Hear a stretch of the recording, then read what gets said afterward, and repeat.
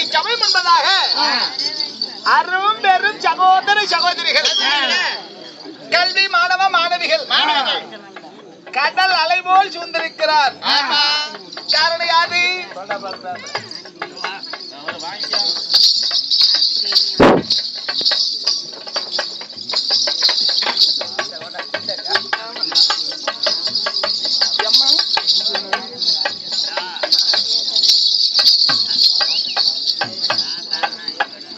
மதிப்புக்கு மரியாதைக்குரிய என்ன ரங்கசாமி கவுண்டர் முதலாம் ஆண்டு நினைவாக மதிப்புக்கு மரியாதைக்குரிய பெருமாள் ஐயா அவர்களும், என்ன கோவிந்தம் ஐயா அவர்களும், என்ன கிருஷ்ணன் ஐயா அவர்களும் தன்னுடைய அப்பாவுடைய நினைவு நாளுக்காக இந்த நாடகத்தை அரங்கேற்று செய்துள்ளார்கள். பேர் சொல்லும் பிள்ளையா? ஆமா, பேர் சொல்லும் பிள்ளைன்னு சொல்றாங்களே, அது எதுக்கு? பேர் சொல்லும் பிள்ளைன்னா அந்த குப்புசாமி விட்டு பையன், அது அப்படி இல்ல, அது அப்படி அங்கிருந்தே சொல்லிட்டு பேர் சொல்றேன்.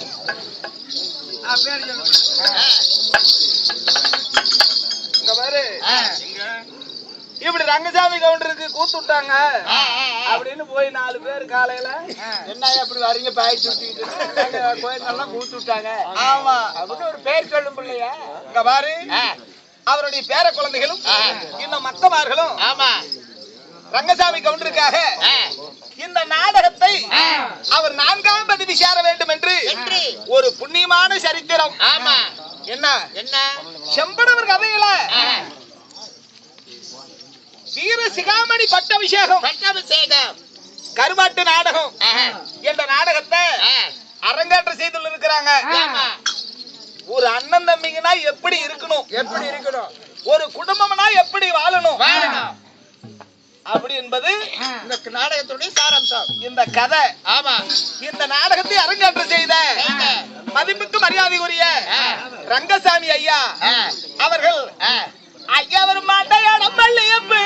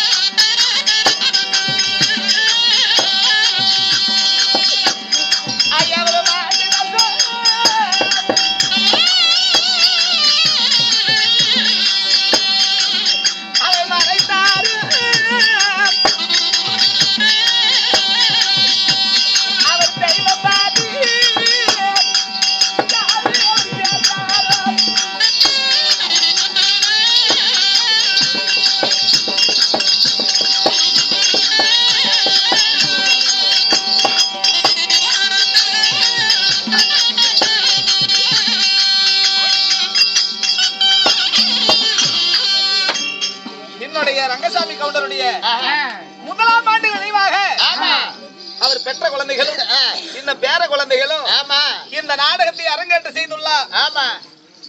இந்த ஆண்டவனுடைய அருள் பெற்று ஆண் போன பக்கம் அரசு பெற்று பெண் போன பக்கம் பெற்று பெருகி நோய் நொடி இல்லாம தன்னம் தானியத்தோடு சுகசிவியாய் வாழ வேண்டும் என்று ஆண்டவனை பிரார்த்திக்கிறோம்.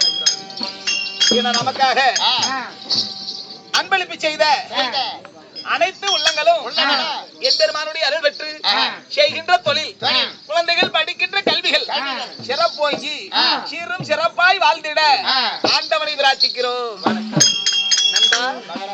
இந்நாடகத்தில் நான் தத்தாதி சிவா வந்திருக்கிறேன். நான் யாரு? என் பெயர் என்ன? நான் குலத்தை சேர்ந்தவன்.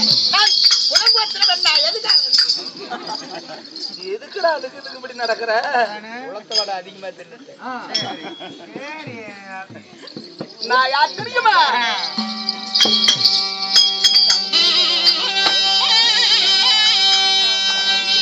இளவரச குழந்தை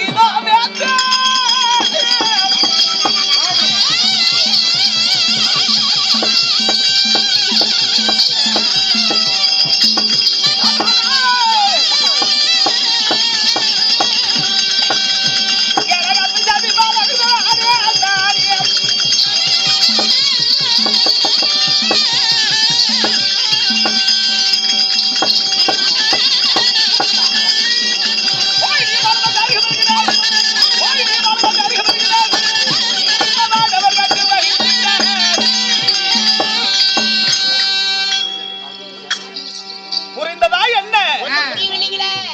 அதுல வந்து சொர்க்கம் தீபமாதாலே அதுல இதெல்லாம் ரத்தல பருப்புல அப்பளத்தல அங்க சின்னதெல்லாம் உனக்கு சொன்னேன். அதெல்லாம் இதுல சொர்க்கம் தீபமாதாலே அதல அதெல்லாம் வந்து சொர்க்கம் தீபமாதாலே நாலு ஆளு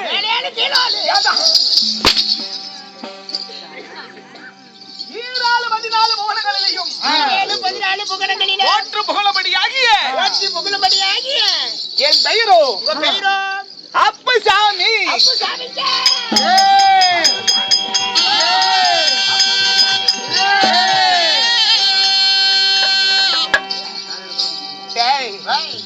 என் பெயர் அப்புசாமியாக இருந்தாலும் நாளொரு வண்ணமும் பொழுதொரு வேணியும் பாடா மகனே வருங்கால இளவரசா கண்கிட்ட தேனே கண்ணே என் மணியே என் சுன்னி மணியே என்று பெற்றவங்களே எங்க அப்பா. டேய்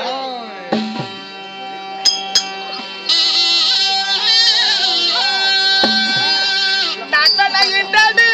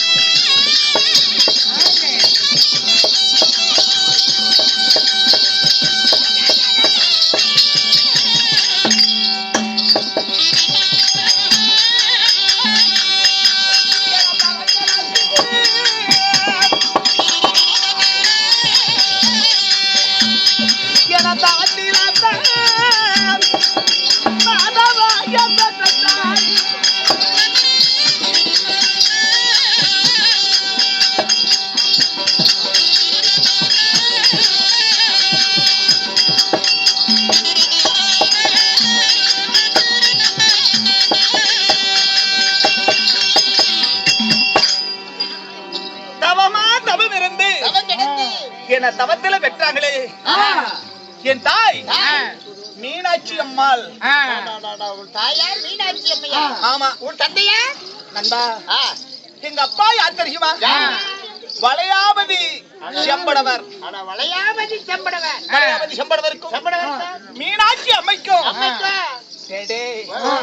நாங்கள் எத்தனை பேர் பிறந்தோம்? எத்தனை பேர் பிறந்தீங்க?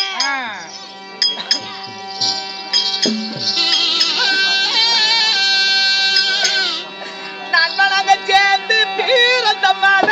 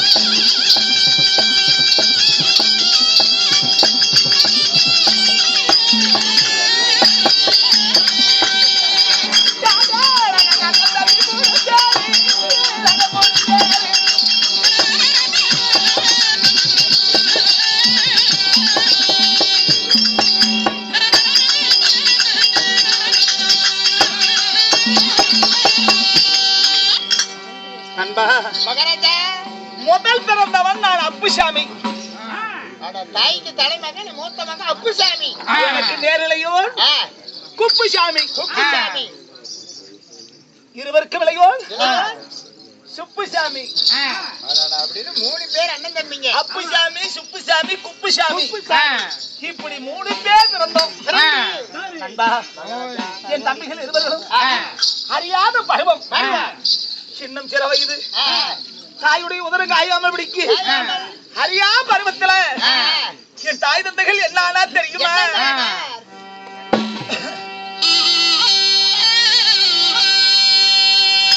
ஐயோ என் தாயாரு நந்தனை தான் நடித்தான்.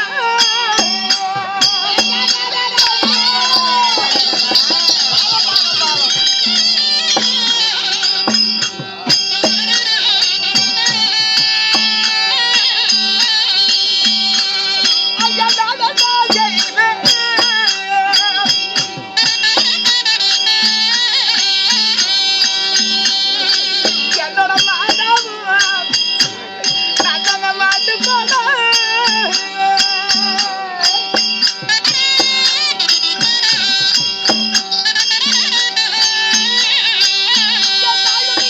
பாட்டு படித்து விட்டாரு.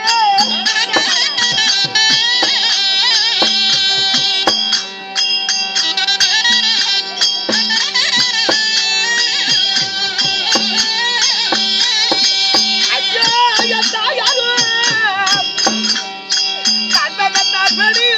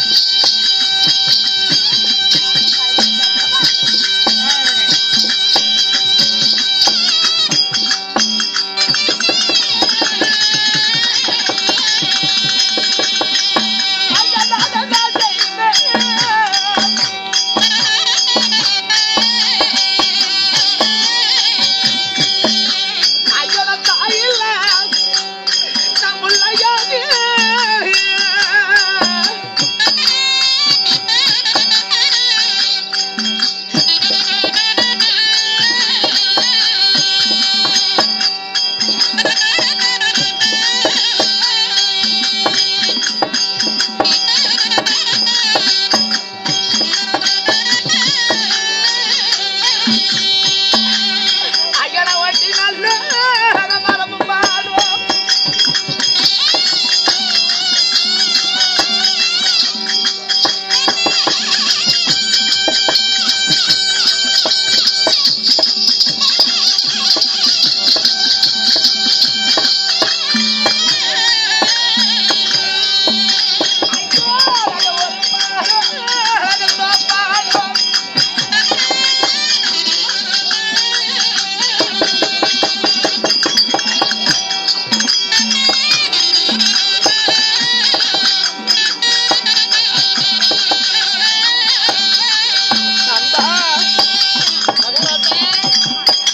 பால பருவத்திலே தாயும் தந்தை இழந்த நாங்க என் தாயும் தந்தையும் தாய் தந்தை மூத்த மாறாதபடிக்கு எங்களை விட்டு மாட்டு மறித்து விட்டார்களா நண்பா.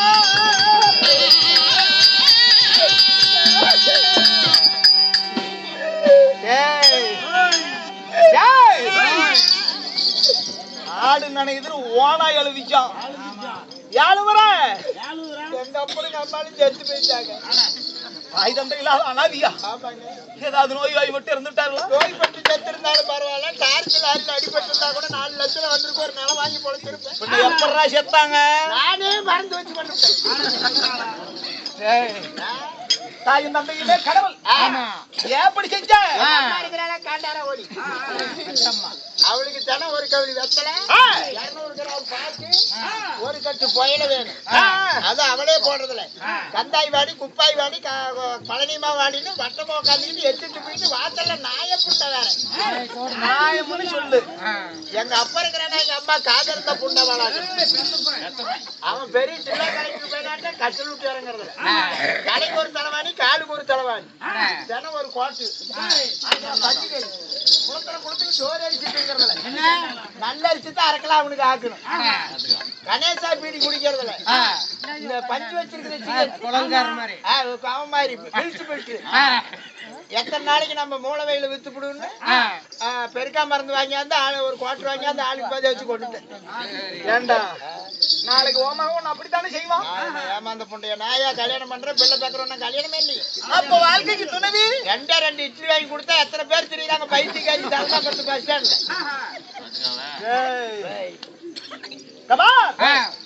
தாய் இல்லாத பிள்ளை இருப்பதற்கு சொந்தமா? ஆமா.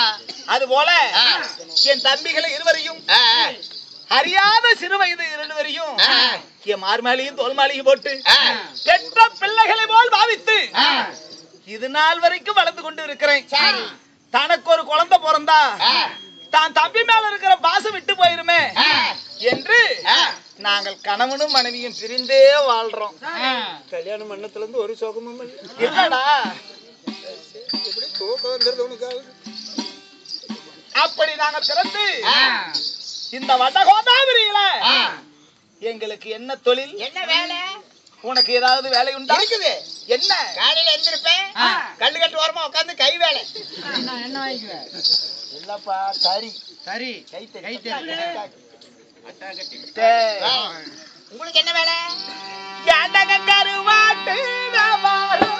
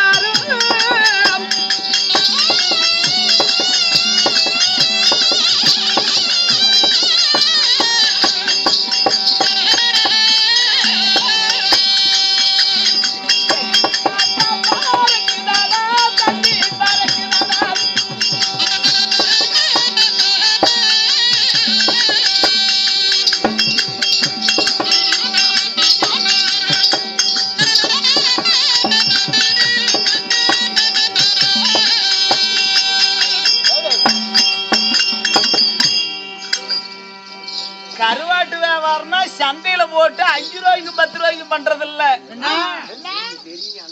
பல லட்சக்கணக்கில் கணக்கில்லாத வியாபாரம். கணக்குல கப்பல். ஆமா, பல லட்சம் பல கோடி ரூபாய்க்கு ஒரே மட்டுதான். இப்படி வியாபாரம் செய்தா போனால் 6 மாத காலம், வந்தா 6 மாத காலம்.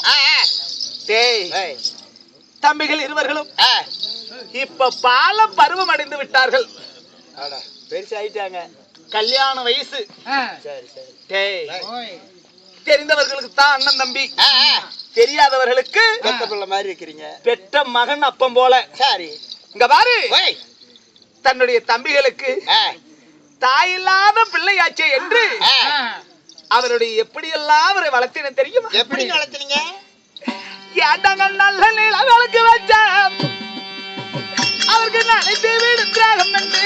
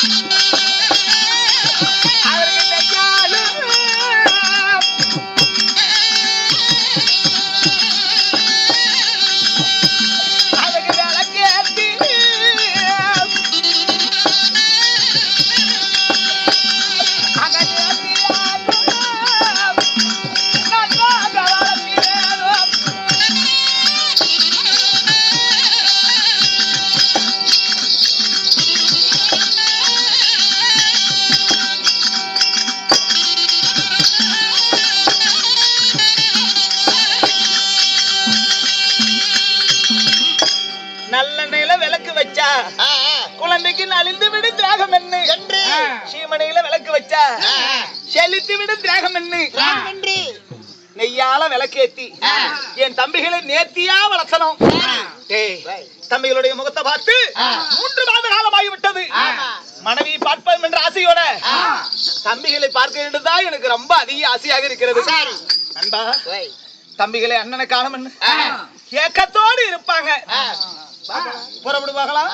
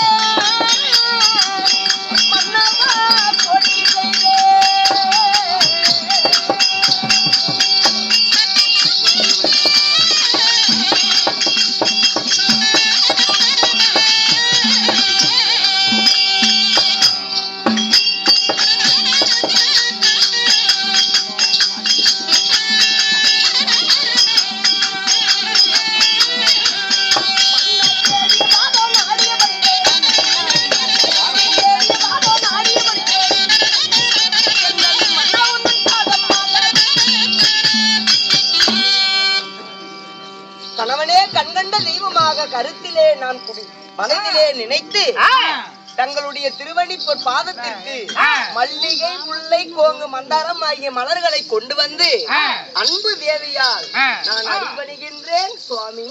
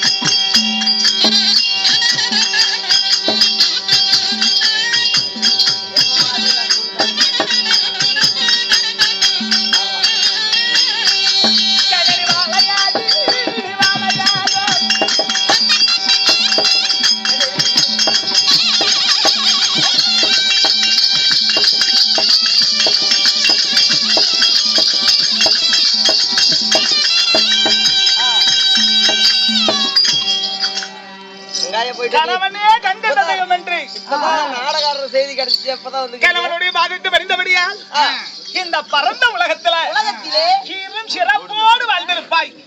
இருந்தாலும் கண்ணே தெய்வத்தினி என்னங்க என் தம்பிகள் இருவர்களும் விடுங்க. உனக்கு என்ன வேசணும் நான் என்ன சொல்லிட்டேன் கோடி போறது சரியில்லையா ஏப்பி காலத்து மேல கையை உட்காந்துருக்கீங்க இந்த பாரு என் தம்பிகள் இருவர்களும் நன்றாக இருக்கிறாங்களா சுவாமி? தினமும் காலை எழுந்த உடனே வந்த உடனே உங்களை தான் முதல்ல கேக்குறாங்க. இருக்காதா பின்ன? உண்மைதான். எங்கே போய்விட்டார் என்னுடைய அண்ணன் எப்ப வருவார்? வியாபாரத்துக்கு போன என்னுடைய அண்ணன் எப்ப வருவார்னு இருவரும் கேக்குறாங்க. பதிலே சொல்ல முடியலீங்க. கண்ணே தெய்வத்தினி அவர்களோ கல்யாண பருவத்தை அடைந்து விட்டார்கள். ஆமா ஆமா இருவருக்கும் கல்யாணம் செய்து வைத்து விடலாம் என்று சாலை சென்று இருக்கிறாங்க. எனக்கு ஒரு முடிவு செய்திருக்கிறேன். எப்படிங்க? உனக்கு சம்மதம் தானே? எப்படி இருவருக்கு கல்யாணம் செய்து விடலாம் என்று முடிவு செய்துட்டேன். உண்மைதான். உன் மனதில் எப்படி? தங்களுடைய தாயும் தந்தையும் இறந்ததற்கு பிறகு தாய்க்கு தாயாக தந்தைக்கு தந்தையாக சின்னஞ்சிறு வயதிலிருந்து குழந்தை போல இன்னுமே குழந்தை போலவே நாம இருவரும் அவர்களை வளர்த்தி வருகிறோம். அப்படி வளர்த்தி வந்தாலும் ஏங்க நம்மளுடைய இருவருக்கும் அவர்கள் இருவருக்கும் வயதானதே தெரியல. பாத்தீங்களா? இன்னும் சின்னஞ்சிறு குழந்தையா இருக்கிற போலதான் எனக்கு தெரியுது. இருக்கட்டும். இருந்தாலும் நமக்கு இருவருக்கு சம்மதமா இருந்தா போதுமா? அவங்களுடைய விருப்பத்தையும் கேட்கணும்ல. என் மனதிலே நான் நினைத்தேன் இது எப்படி கணவரிடத்தில் நாம சொல்வது அப்படி என்று தயக்கத்தோடு இருந்தேன். ஆனா என்னுடைய யோசனை என்னுடைய மனதிலே இருக்கக்கூடிய நினைவுகளும் உங்களுடைய மனதிலே இருக்கக்கூடிய யோசனையும் ஒன்றாகவே இருக்குதுங்க. அதனால அவர்களுக்கோ தக்க வயதாகி விட்டது. காலகாலத்துல கல்யாணம் செய்யணும். அழகை புடிச்சு கட்டுறதா? கல்யாணம் பண்ண காலகாலத்துல ஒண்ணு கட்டிருப்பாங்க கலதைய. தம்பி அழைத்தார் என்று சீக்கிரம் அழைத்து வா. வந்து பாடசாலை சென்று இருப்பவர் வந்து கொண்டே இருக்கிறாங்க. தம்பி அண்ணா அப்பா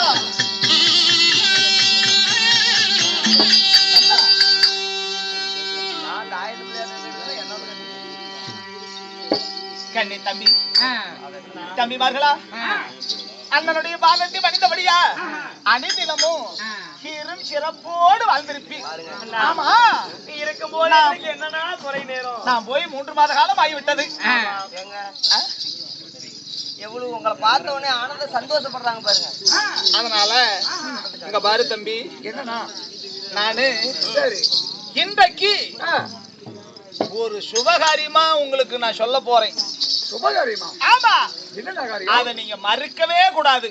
இருவரும் சேர்ந்து உங்களுடைய தாயும் தந்தை நாங்க இருவரும் சேர்ந்துதான் இந்த முடிவு எடுத்து இருக்கிறோம்.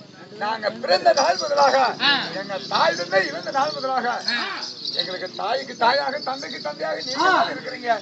என்னைக்கு தங்களுடைய வார்த்தையை நாங்க மறுத்து பேசிருக்கிறோம். சொல்லுங்கண்ணா. தம்பி உனக்கு திருமணம்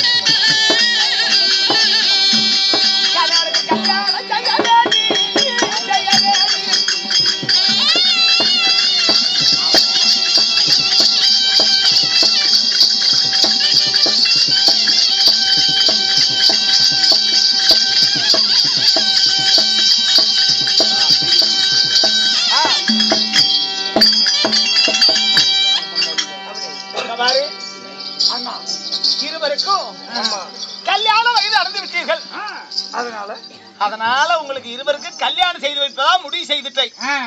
உங்களுடைய விருப்பம் எப்படி? நம்மளுடைய வீட்டுல ஒரு சுப முகூர்த்தம் நடக்க வேண்டும் என்று எங்களுக்கு இருவருக்கும் ஒரு ஆசை. அதனால உங்களுடைய விருப்பம் எப்படி?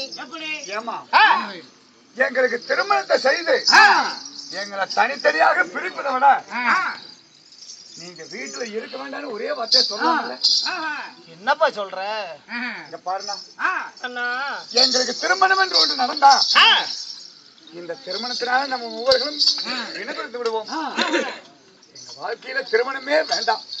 எங்களை விட்டு பெரிய மனம் இல்லாமதான் கல்யாணம் வேணாம்னு சொல்றீங்களா? ஆமாம்மா, எங்களுக்கு தாய்க்கு தாயாக நீங்க இருக்கிறீங்க, எனக்கு தந்தை போல நீங்க இருக்கிறீங்க. ஒரே கூட்டு குடும்பமா இருந்த நாம மூவரும் கல்யாணம் செய்துக்கிட்டா நம்ம அண்ணன் தம்பி பாசம் விட்டு போயிரும். கல்யாணம் வேண்டாங்கிறியா? இந்த பாரப்பா, ஒரு ஆடைவன் ஒரு மனைவி திருமணம் செய்து வைத்துதான் அவன் குடும்பஸ்தானம் ஆகிறான். நாடு நகரமும் அப்பதான் அவனை திரும்பி பார்க்கும்.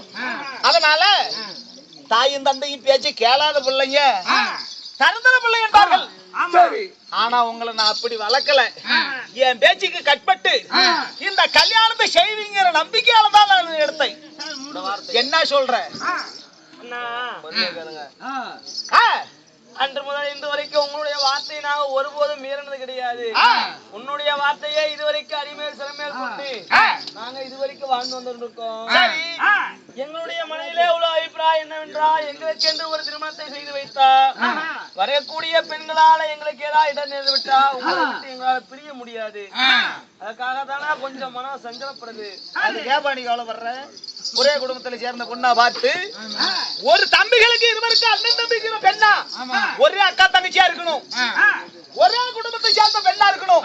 அப்படி கல்யாணம் பண்ணி வச்சுட்டா அண்ணன் தம்பிகள் ஒற்றுமையா இருந்து விடலாம். என்ன நீங்க அண்ணன் தம்பி எப்படி இருக்கிறீங்களோ அவர்களும் அக்கா தங்கச்சி இருவரும் ஒற்றுமையா இருப்பாங்கல்ல, அதனாலதான் சொல்றோம். அப்படி ஒரே குடும்பத்தில் திருமணத்தை செய்தா அண்ணன் தம்பிகள் பாசம் விட்டு போகாது. அப்படியா? ஆமா. சம்மதத்துக்கு அறிகுறி ஏன்டா சம்மதம் தானே? அப்புறம் என்ன ஒருத்தர் கொஞ்சம் ஒருத்தர் பாத்துக்கிட்டே இருக்கிறீங்க? உங்களுக்கு கல்யாணம் பண்ணிக்க சம்மதமா இல்லையா? சரி அண்ணா, உன்னுடைய வார்த்தை என்னைக்கு நாங்க மீறணும். கூப்பிடுறான்.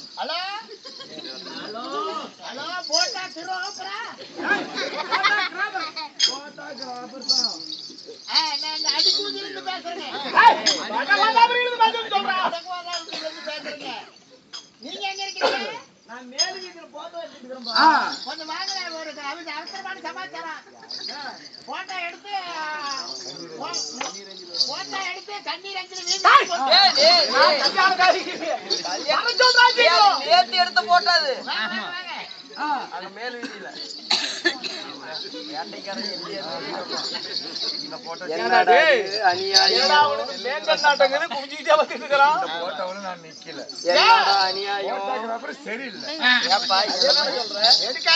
பொம்பளை சரியில்லாதுன்னு தான் கல்யாணம் அவன் வேலை வாங்குவான். இவர் அல்ப புண்ட மாதிரி பேசுறீங்க. தனித்தனியா ஒரு காப்பி தனித்தனியா புல் சைஸ் நாங்க பண்ற கல்யாணம் கேட்டுக்கோ எல்லாம் வந்துருக்கு. நம்ம அசிஸ்டன்ட்ங்க, இவர் அசிஸ்டன்ட், நான் அசிஸ்டன்ட், அவர் அசிஸ்டன்ட், நான் போட்டா கிரோப்பர். சரி என்னடா எடுங்கப்பா. அநியாயமா இருக்குது. வந்து எடுக்கிறீங்க ஒண்ணா எடுக்கிறீங்களா? தனித்தனியா எடுக்கணுமா ஒண்ணா எடுக்கணுங்களே? ஏங்க தனித்தனியா தனித்தனியா எடுப்பா. இவன் போட்டா தனியா, இவர் போட்டா தனியா? சரி, அரை சைஸா எடுத்தா கண்ணீர் அஞ்சு வெட்டலாம். கல்யாணம் சுபகாரியம்டா. முதல்ல யாரு மூத்தா? அதே வேலைக்கு போய் மூத்தாளு அவன் இளையாளு. கண்ணீர்ன்றான். என்ன மரியாதை இல்லாத? நாங்க போட்டோகிராஃபர், நாங்க பேசுறதுதான். திடீர்னு ஒண்ணே முட்டை விட்டு போடுன்னு கூட சொல்லுவோம். என்ன சொல்றேன், என்னங்க பண்றது? இந்த சாத்திரை எல்லாம் வச்சுக்கிட்டு தொல்லையாக்குது. ஓய் கொஞ்சம் சரி, கொஞ்சம் சரி. என்ன அப்படி தெரியுது? கொஞ்சம் அப்படி சாய்வா கொடு. தள்ளுறா, தள்ளிவிடலாம். தள்ளி விடுற சுத்த தள்ளுறான்.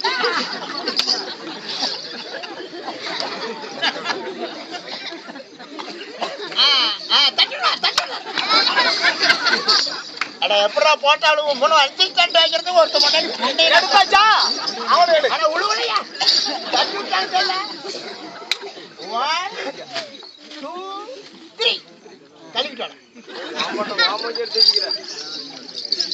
போன்ற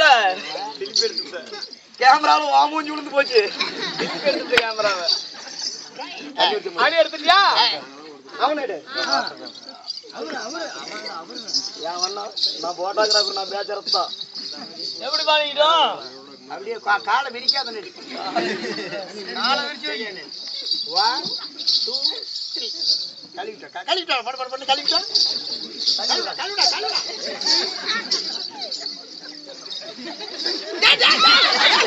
பிளிம கழுவிட்டா அப்படியே தான புண்டை.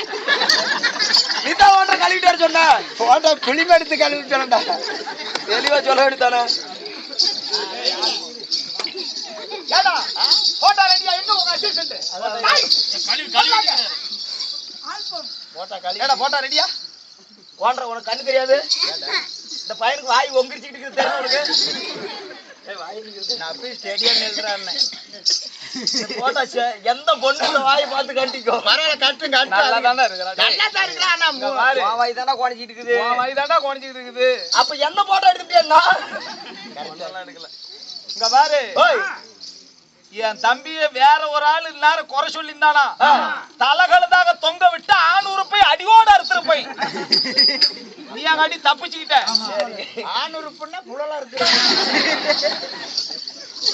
தம்பி, நானும் உங்க அண்ணியும் சம்பளம் வேணுங்கிறது. கருத்தராஜா, இந்த போட்டோகிராஃபருக்கு அந்த பங்கு கூட்டிட்டு போய் கையில கொடுத்தனுப்பு. அப்படியே செய்யுங்க. என்ன புலல புடிச்சு காய்ச்சலா கையெடுத்துட்டு போயா? காய்ச்சல பைய விட்டுட்டு போறேன். தம்பி, நானும் உங்க அண்ணியும் நாடு நாடாக சென்று நாங்க உங்களுக்கு ஏற்ற பெண்களை பார்த்து வருகிறோம். போய் வேலைக்கு சாப்பிடுப்பா. எப்படி இழைச்சு போயிட்ட? அண்ணா சோத்துக்கு இல்லாதா? ஏண்டா எங்களுக்கு என்னடா இல்ல? நான் எதல குறவு? சோத்துக்கு இல்லன்னா சொத்துல குறவா சுகத்துல குறவா? எதல குறவு? என்னத்துல குறவு? உங்களுக்கு தான் ரேஷன் கடை மூட்டிலே இருக்குது. அப்புறம் என்ன சொல்லாங்க. அண்ணா, அது சீக்கிரமாக சென்று எங்களுக்கு ஏற்ற பெண்ணை சீக்கிரம் பார்த்து வாங்க. நான் அண்ணனும் நானும் போயிட்டாங்க. தம்பி, தோடு ஒரே குடும்பத்தை சேர்ந்த பொண்ணா என்றுமே நாம இணைப்பிடையே கூடாது. அதற்காக வேண்டி ஒரே குடும்பத்துல பாருங்க. போயிட்டுமா? ஒரே வயிற்றுல பிறந்த குழந்தையா இருக்கணும். ஏடா இப்ப மருந்து வைத்தியம் ஏங்க பொன் பொண்ணு திறமைகளை எடுத்து கட்டு தம்பிக்கு பொண்ணு பார்க்க போகணும். அதாவது வந்து உங்க தம்பிங்க சாய் தரத்துக்கு என்னைய போட்டோ எடுக்க கூப்பிடுங்க. அங்க யாருங்க வந்தாலிலோ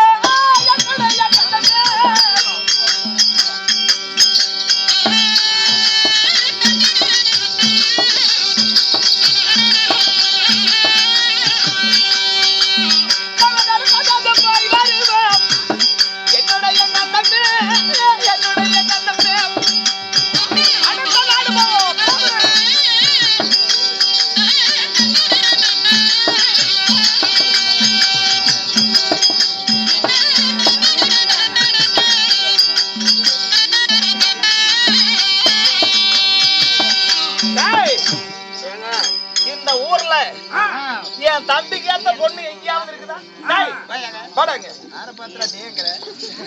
இந்த ஊர்ல எங்க ஜாதியிலேயே செம்படவர் குலத்திலேயே ஒரே குடும்பத்துல ஒரே ஒரே ஒரே குடும்பத்தை சேர்ந்த பொண்ணா இருக்கணும்.